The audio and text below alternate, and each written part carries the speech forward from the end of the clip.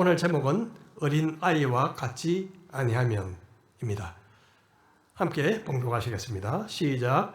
사람들이 예수께서 만져주심을 바라고 자기 어린 아이를 데리고 오매 제자들이 보고 꾸짖거늘 께서 그 어린 아이들을 불러 가까이 하시고 이르시되 어린 아이들이 내게 오는 것을 용납하고 금하지 말라. 하나님의 나라가 이런 자의 것이니라. 내가 진실로 너희에게 이르노니 누구든지 하나님의 나라를 어린 아이와 같이 받아들이지 않는 자는 결단코 거기 들어가지 못하리라 하시니라. 아멘. 잠시 기도하시겠습니다. 주님, 오늘은 어린이 주일입니다. 이 시간을 통해서 어린이의 소중함을 되새기며 우리에게 주어진 책임을 돌아보고 자신의 영적인 동심을 회복하는 귀한 시간 되도록 도와주십시오. 예수님의 이름으로 기도합니다. 아멘. 우리에게는 누구나가 어린 시절이 있습니다. 우리가 자랄 때는 어린이날이 성탄절보다 더 기다려지는 그런 날이었습니다. 이날만큼은 평소보다 부모나 사회로부터 집중적인 관심을 받을 수 있는 날이었죠. 평소에 무척 가지고 싶은 것들을 또 선물로 받을 수 있는 날이기도 했습니다. 원래 4세에서 13세까지 어린이 1000명을 대상으로 해서 어린이날 때 받고 싶은 선물이 뭔가 조사를 했더니요. 1위가 게임기, 2위가 장난감, 3위가 무선 이어폰, 이것은 좀 초등학생 경우겠네요. 4위가 킥보드, 5위가 자전거, 6위가 드론이랍니다. 드론. 정말 옛날과 비교할 수 없이 그 어린 아이들의 요구도가 업그레이드되고 또 계속 비싸고 있는 형국이라 부모 노릇하기가 앞으로 계속 쉽지 않을 것 같습니다. 그런데 최근 우려스러운 일은 어린 아이들이 계속 줄어드는 현실이라는 것이죠. 원래 초등학교 입학생은 약 38만 명으로 계속 그 수가 줄어들고 있어서 서울에서도 문을 닫는 초등학교들이 생기고 있다고 합니다. 전국에 신입생이 없는 학교가 131곳, 신입생이 딱 1명, 1학년 1명으로 입학식을 치른 학교도 약 25개가 된다고 합니다. 앞으로 3년 뒤 전망은 약 한 28만 명으로 원래보다 거의 30%가 준다는 그런 예상인데 정말 충격적입니다. 결국 미래에 이 아이들이 들어갈 대학 그리고 중고등학교 다 비상이죠. 이런 추세로 계속하면 중학교, 고등학교, 대학교까지 많은 숫자가 문을 닫아야 할 정도가 될 것입니다. 특히 한국 교회는 유초등부가 없는 곳이 60%가 된다고 하고요. 앞으로 2030년이 되면 거의 90%가 주일 학교가 사라질 것이라는 비관적인 전망이 나오고 있습니다. 교회 내 청년들이 줄어드는 이유는 물론 여러 가지 급격한 사회 변화의 그런 탓도 있겠지만 가장 큰 이유는 바로 유초등부의 감소 현상이 이어진 탓이다. 그렇게 볼 수 있겠습니다. 그나마 저희 교회는 대학 안에 있어서 청년 사회에 아주 특별한 장점을 가지고 있다고 봅니다만은 어떤 변명에도 불구하고 교회 학교는 우리 교회의 미래다 하는 것을 부정할 수 없습니다. 그래서 우리 교회의 경우도 향후 풀어야 할 가장 큰 숙제 그리고 고민 중에 하나가 교회 학교입니다. 정말 어린이들이 많이 올 수 있는 환경을 조성해 가야만이 교회의 미래가 있다고 봅니다. 우리는 더 이상 어린 시절로 되돌아갈 수 없게 됐지만 어린이가 있는 가정 그리고 교회에서는 자라나는 어린이들을 신앙으로 바로 키워야 할 책임이 그리고 사명이 있습니다. 오늘 특별히 어린이 주일을 맞이해서 이 주제를 가지고 잠시 생각해보는 기회가 되었으면 합니다. 18세기 후반 영국에서 산업혁명이 시작됐죠.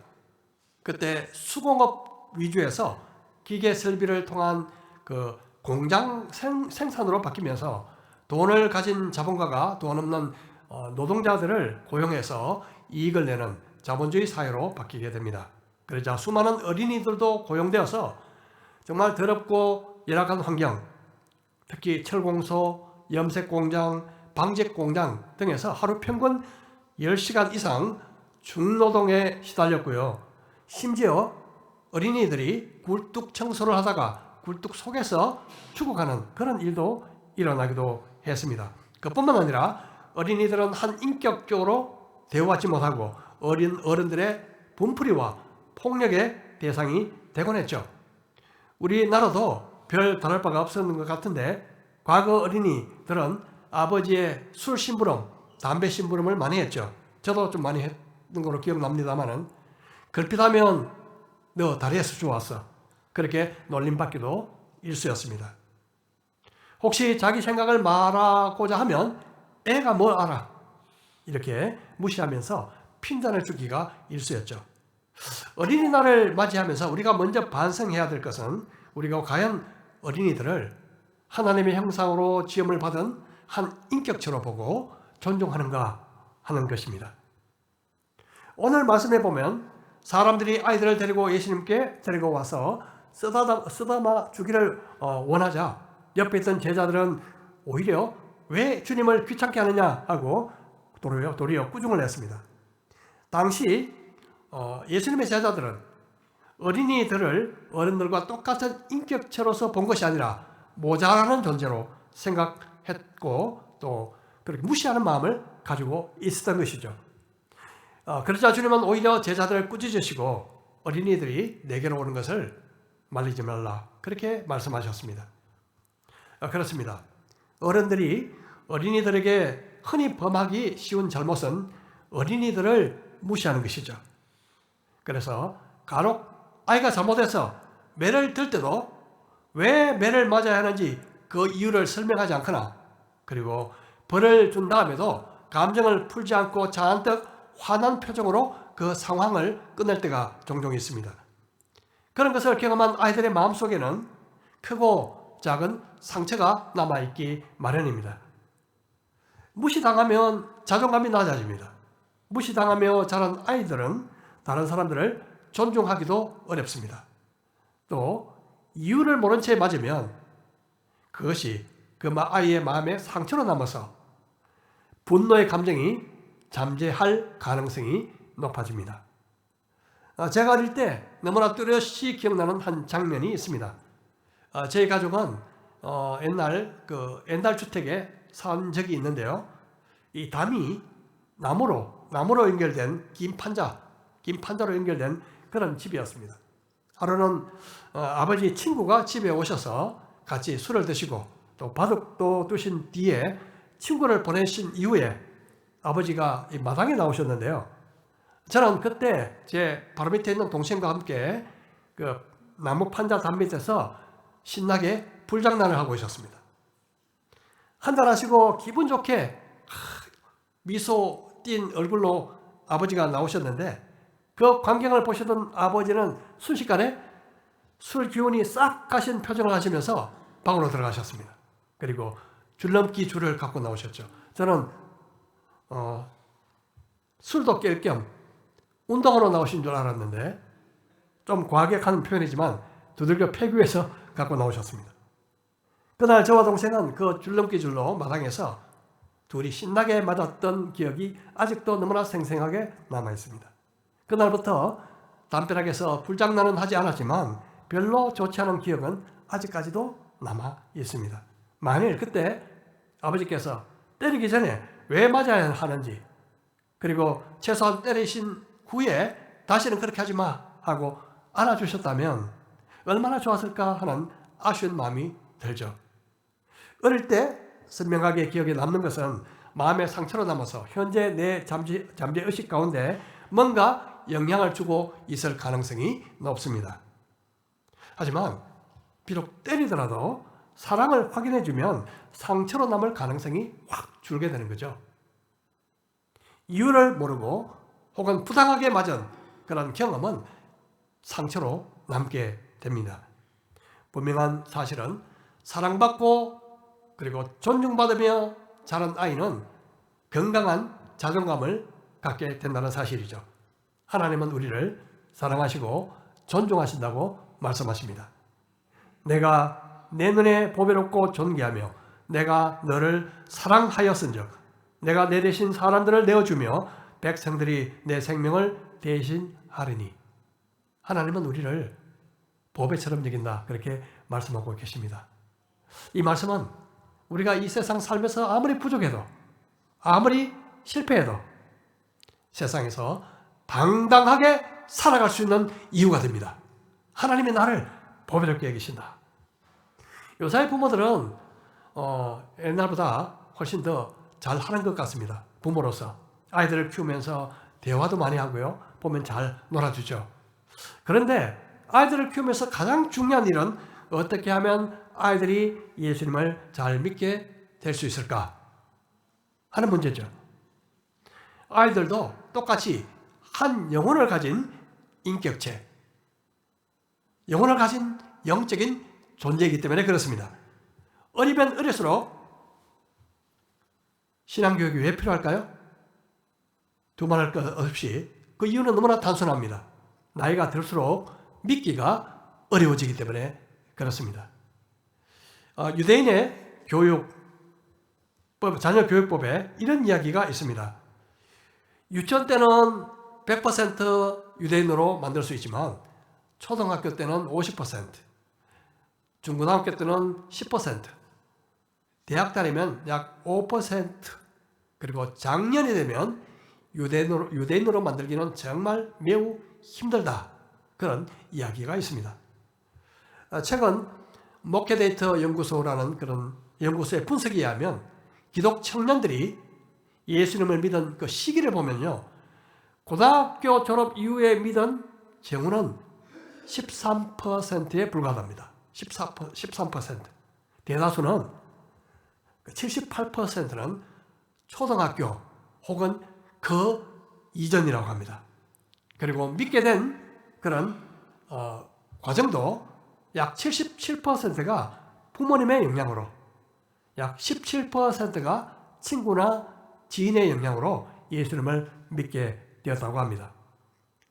또 세계 어린이 전도협회라는 협회가 있는데요, 거기서 사회에 영향력 있는 크리스찬들이 언제 예수님을 믿게 되었는가 조사를 해봤더니 233명에게 조사를 해봤는데요, 20세 전에 예수님을 믿었다는 사람이 약 60%, 21살부터 30세까지 약 28%, 31살부터 40세까지 예수님을 믿게 됐다는 사람은 불과 2%, 60세에는 단지 1%, 60세 이상은 한 명으로 불과 0.4%로 급격하게 떨어졌다고 합니다. 이런 통계가 주는 공통적인 의미가 무엇일까요? 바로 어린이들, 즉 마음이 순수하고 부드러울 때 복음을 접하면 그나마 받아들일 여지가 많지만 나이가 들어가면서 세상 수많은 유혹, 시련, 환난을 겪고 걱정과 근심과 욕심이 차기 시작하면 마음이 둔해져서 정말 예수님을 믿기가 어려워진다, 그런 것들을 우리가 생각해 볼 수 있습니다. 그러므로 어릴 때 진리의 하나님의 말씀으로 훈련되고 양육되는 것이 얼마나 중요한가, 이것을 아무리 강조해도 지나치지 않는다, 그렇게 우리가 말할 수 있습니다. 잠언서 말씀입니다. 마땅히 행할 일을 아이에게 가르치라. 그리하면 늙어도 그것을 떠나지 아니하리라. 백지의 그림을 그리기는 쉽습니다. 하지만 이미 그린 그림을 고치기는 정말 어렵습니다. 어릴 때 배운 것은 쉽게 잊혀지지 않지만 나이 들어 배운 것은 우리가 잘 경험하듯이 쉽게 잊어지기 마련입니다. 그럼 어떻게 하면 아이들을 신앙적으로 바르게 세울 수 있을까요? 말할 것도 없이 가장 중요한 것은 바로 부모의 본입니다. 신앙교육에 있어서 부모가 신앙적으로 살아가는 모습보다 더 중요한 교육은 없습니다. 미국 하버드 대학에서 청소년 범죄자의 가정 배경을 조사했는데요, 10명 중에 6명의 아버지가 알코올 중독, 그리고 혹은 자주 싸우는 부모였답니다. 부모가 술 취하고 그리고 자주 싸우는 것을 보고 자란 아이는 커서 역시 알코올 중독자가 되거나 아니면 가정 불화를 일으키는 자녀가 되기 쉽다는 뜻입니다. 우리가 원하든 원치 않든 자녀 인생에 특히 신앙생활에 가장 중요한 롤 모델이 되는 사람은 바로 부모입니다. 저도 제 속에서 가끔 제 아버지의 모습을 발견하고 깜짝 놀라게 되는 경우도 있습니다. 좋은 것도 닮았고요, 나쁜 것도 또 닮았습니다. 저는 잘 모르지만 간혹 제 아내가 당신 그 모습은 꼭 아버님 모습 같다 그렇게 이야기하면 아 그렇구나 그렇게 퍼뜩 생각이 들더라고요. 사실 자랄 때 부모로부터 본 것은 자기는 잘 몰라도 무의식 깊은 곳에 깊이 메모리가 되어 있기 때문입니다. 그렇다고 여러분 혹시 나는 너무나 문제가 많은 엮이는 가정에서 자라왔어, 나는 너무나 상처가 많아, 나는 보고 배운 게 없어, 그렇게 낙심하거나 좌절할 필요가 없습니다. 왜 그럴까요? 우리에게 늘 소망이 있는 이유, 비록 우리의 육신의 아버지를 통해서 비록 부정적인 이미지가 내 속에 잠재되어 있다 하더라도 우리는 새 아버지를 만난 덕에 우리는 얼마든지 새 아버지의 형상으로 변화될 수 있다는 사실입니다. 새 아버지는 누굴까요? 당연히 영원하신 하나님, 하늘의 아버지십니다. 부모는 어린 아이들에게 신앙적인 모습을 그 칠해가 아니라 진실한 행동으로 보여줘야 합니다. 아이들은 형식적인 모습에 썩는 것 같아도 속지 않습니다. 부모가 진심으로 하나님을 사랑하고 진심으로 성경을 사랑하고 살아가는 모습을 보면 어린 아이들도 진심으로 하나님을 사랑하고 진심으로 성경 말씀을 사랑하게 되죠. 그런데 보통 아버지의 영향보다 어머니의 영향이 큰 것 같습니다. 여기 어머니들이 많죠. 디모데후서에서 이렇게 말씀합니다. 이는 내 속에 거짓이 없는 믿음이 있음을 생각합니다.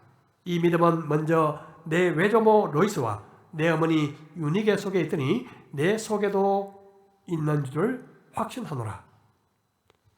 디모데의 어머니 유니게 그리고 그의 외할머니 로이스는 아주 경건한 믿음의 사람이었습니다. 그의 믿음이 아들 혹은 손자였던 디모데에게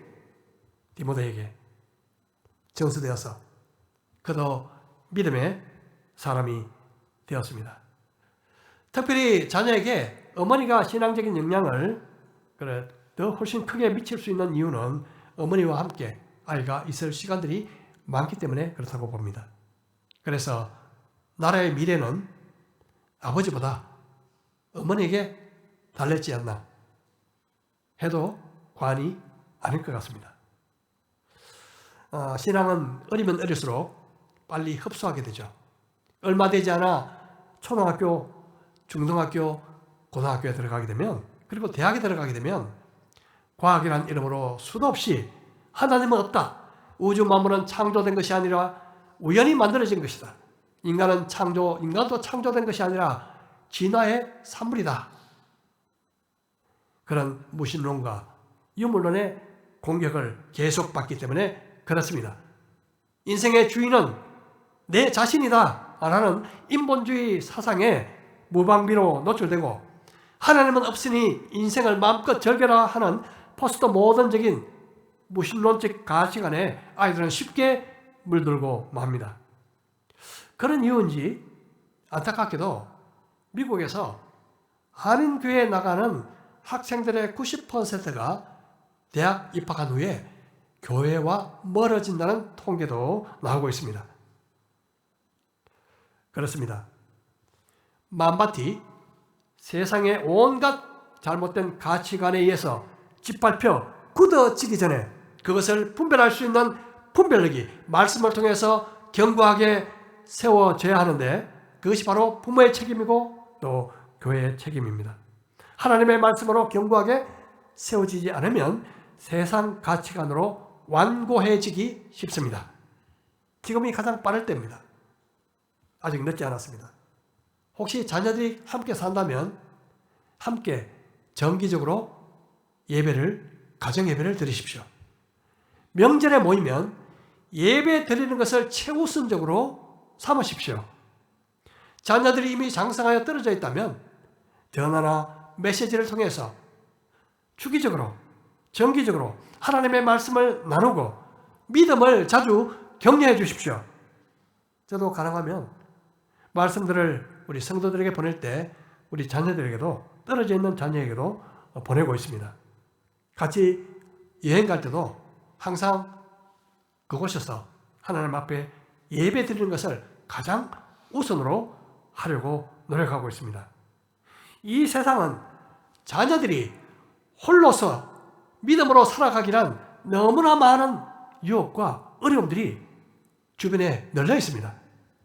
그래서 매일 자녀를 위한 기도의 손을 내려놓지 마십시오. 자녀의 신앙은 기도하는 부모의 손에 달려있다고 해도 과언이 아닐 것입니다. 예수님은 자기에게 데리고 온 아이들을 안고 쓰다듬어 주면서 주위에 둘러선 어른들에게 의미 있는 말씀을 하셨습니다. 내가 진정으로 너에게 말한다. 누구든지 어린아이와 같이 하나님의 나라를 받들지 않는 사람은 하나님 나라에 들어가지 못할 것이다. 아이들은 정말 순수합니다. 말로는 거짓말을 해도 행동으로 아이들은 숨길 수가 없습니다. 어른들은 말과 행동으로 교모히 잘 숨깁니다. 하지만 아이들은 그렇지 않습니다. 이전에 교회 어린이 수련회에서 제가 설교를 한 적이 있는데요. 정말 혼쭐이 났습니다. 자칫하면 도중 하차할 뻔했습니다. 설교 도중에 이상한 질문을 던지는 아이가 있을 거예요. 이 앞에서 왔다 갔다 하는 아이, 갑자기 우는 아이, 정말 정신없게 만드는 바람에 제가 도대체 무슨 말을 하고 있는지를 잊어버릴 정도였습니다. 어른들은 설교 시간에 지루하면 겉으로 표시 안 나게 좁니다. 예, 여기서는 잘 보이거든요. 눈은 강대상을 향해도 머릿속은 달나라 여행을 하고 있습니다. 하지만 아이들은요, 귀에 들어오지 않는 설교를 들으면 참지 못하고 그냥 떠들어 버립니다. 이리저리 뛰어다니죠. 아이들은 어른과 달리 감정을 숨기지 못하고 바로 행동으로 표현해 버립니다. 그만큼 아이들은 단순하고 솔직합니다. 제가 나이만 좀 젊다면 초등학교 아이 설교부터 좀 배웠으면 합니다. 아이들이 제게는 쉽고 또 단순하게 진리를 전달하는 법을 잘 가르쳐 줄 스승이다. 저는 그렇게 생각합니다. 하나님은 이런 어린 아이들의 찬양을 받으시고 어른들의 교만을 부끄럽게 하십니다. 시편 8편 2절에 이렇게 말씀하십니다. 주의 대적으로 말미암아 어린 아이들과 젖먹이들의 입으로 권능을 세우시며 이는 원수들과 보복자들을 잠잠하게 하려 하심이니이다.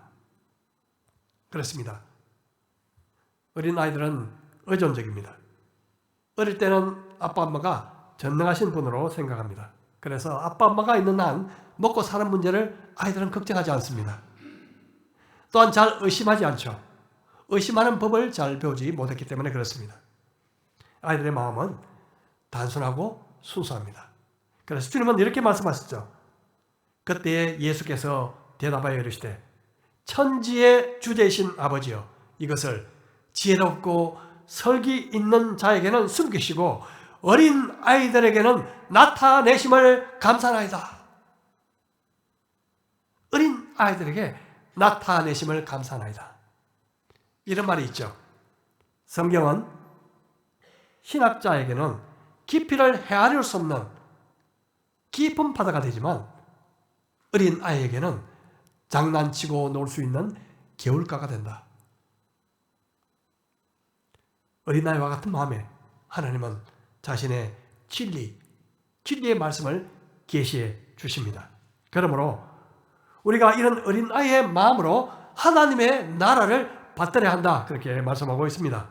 하나님의 나라는 어린이의 마음을 가진 자들의 것입니다. 그러므로 우리는 어린이들의 마음을 배워야 합니다. 또한 백지 같은 어린아이의 마음에 무엇을 뿌릴 것인지를 고민해야 합니다.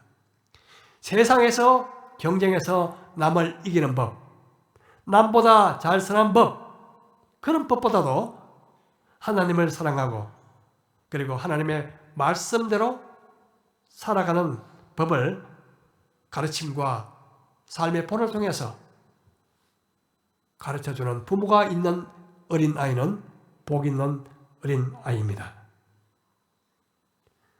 루마니아가 공산 치하에 있을 때 살아있는 순교자, 철의 장막의 바울이라고 불리우는 리처드 범브란트 목사가 믿음을 전한다는 이유로 감옥에 투옥되었을 때 경험한 일입니다. 약 30여 명의 크리스찬들이 단지 예수를 믿는다는 그 이유로 감옥에 잡혀 있었는데 어느 날 하루는 자기들을 취조하고 고문하던 그 장교가 감옥에 잡혀왔습니다. 그래서 깜짝 놀라서 무슨 죄를 짓고 들어왔는지 물었더니 이런 이야기를 하더랍니다. 어느 날 아주 어린 소년이 자기를 찾아와서 꽃다발을 주면서 이렇게 말하더랍니다. 장교님, 오늘은 우리 엄마 생일이에요. 저는 엄마의 생일이면 꼭 꽃다발을 사서 엄마에게 꽃을 선물했는데 원래는 당신이 우리 부모님을 붙잡아 갔기 때문에 엄마에게 꽃을 선물할 수 없게 되었어요. 우리 엄마는 크리스찬이기 때문에 저에게 늘 원수를 사랑하라고 말씀하셨고 악을 선으로 갚으라고 말씀하셨어요. 저에게는 지금 엄마가 안 계시기 때문에 혹시 장교님의 부인께 이 꽃을 전달해 주실 수 있겠어요? 장교는 그 소년의 말을 듣고 엄청난 충격을 받게 됩니다. 그는 그 꽃다발을 받아들면서 너무나 큰 감동을 받게 됐고 그리고 양심의 가책을 느껴서 눈물로 회개하면서 결국 예수님을 믿게 됐고 그것 때문에 감옥에 잡혀 들어왔던 것입니다. 우리는 어린 아이들처럼 하나님의 말씀을 있는 그대로 믿고 순종하는 모습을 배울 필요가 있습니다. 우리는 너무나 따집니다. 우리는 너무나 저울질합니다. 저도 그렇고요.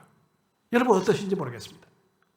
있는 그대로 믿고 순종하는 모습, 그것을 우리는 배워야 합니다.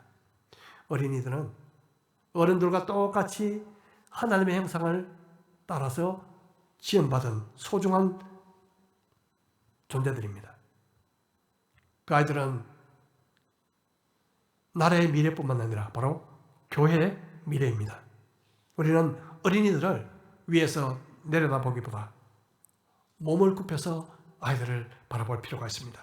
존중할 필요가 있습니다. 그들을 통해서 배워야 합니다. 그들의 깨끗하고 순수함, 그리고 정직함, 믿음, 단순함, 겸손함,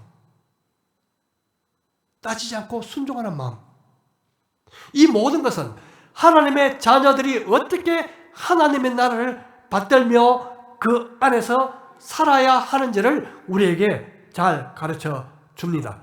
이런 이유로 어린이들은 어른들의 스승입니다.